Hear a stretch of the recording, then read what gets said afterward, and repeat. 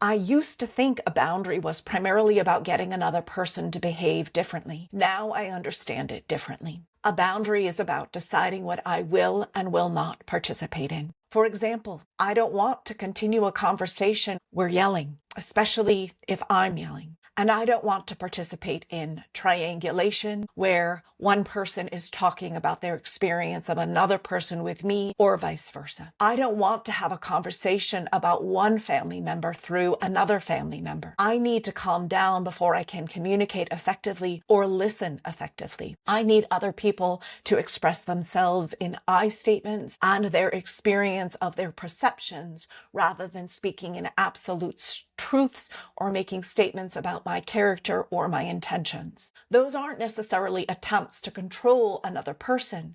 They're ways of saying, this is what I need in order to participate in this relationship in a healthy way. And I've had to learn that someone else is allowed to disagree with my boundaries or needs. But their disagreement does not automatically make my boundaries or my needs unreasonable. And it doesn't make their boundaries or their needs unreasonable.